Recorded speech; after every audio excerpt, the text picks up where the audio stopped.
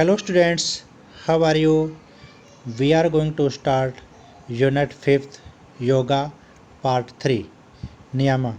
Niyama are related to individuals' body and since niyamas are also ethical practice as yamas, there are 5 niyamas such as Sucha, Santosh, Tapa, Swadhyay and Ishvara Pranidhyana. They are given below. First one is Socha. Socha means purity and cleanness. Socha has both an inner and outer aspect of cleanness.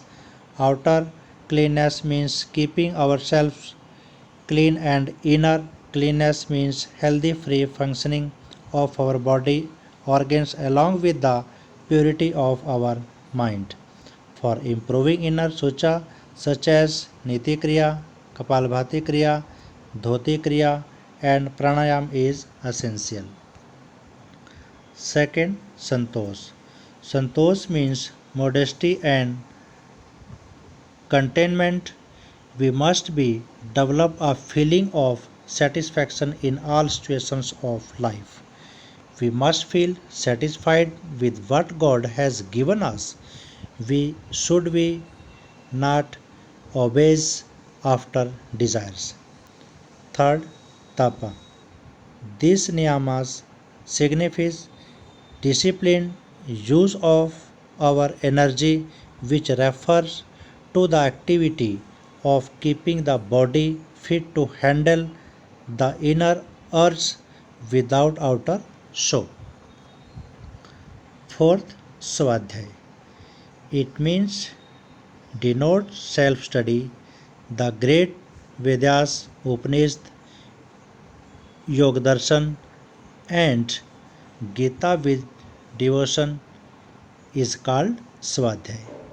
It is the first type of study, second type of study of self study.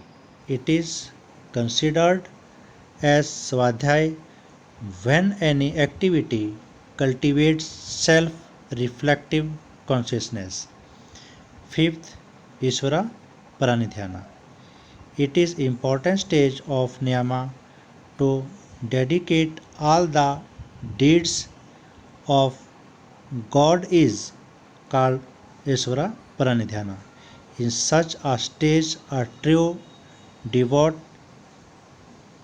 thinks that whatever facilities and prosperity such a body, youth, mind, intelligence, power, respect, position, etc. She has achieved in life are only due to God's grace. Third, Asan. Asan are the third limb in Patanjali Ashtanga Yoga. Asan means position for posture of body. It means to sit in easy posture. With the help of practicing asana, we develop the habit of discipline and the ability to concentrate, which are essential for meditation. Fourth, pranayam.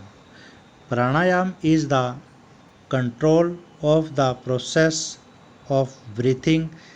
There are three constituents of pranayam. First one is purka. It is inhalation of air into lungs. Second, rechak. It is exhalation of air from lungs. Third, kumbhaka. Retaining or holding the breath. Fifth, pratyahar. Through pratyahar, the one can gain the perfect control over his her sense. Indeed, to control the mind and sense is called pratyahar. In pratyahar, that sense no longer respond to the external object that hinder mental concentration.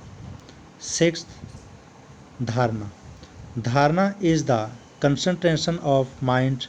Dharana is the step prior to meditation and is concerned with setting up awareness on the object and exclusion of all others.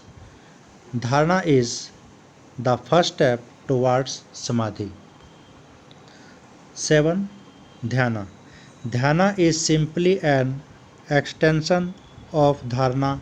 It is a stage prior to samadhi. Generally, dhyana remains attached to our life at every moment.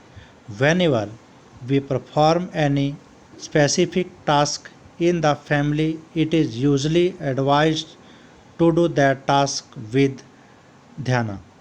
Dhyana is a complete concentration of mind over a period of time without any distraction. 8th. Samadhi. The final element in the Ashtanga Yoga is the accomplishment of Samadhi. Samadhi is also called the checking or destruction of all the impulses of mind. Okay, thanks to all.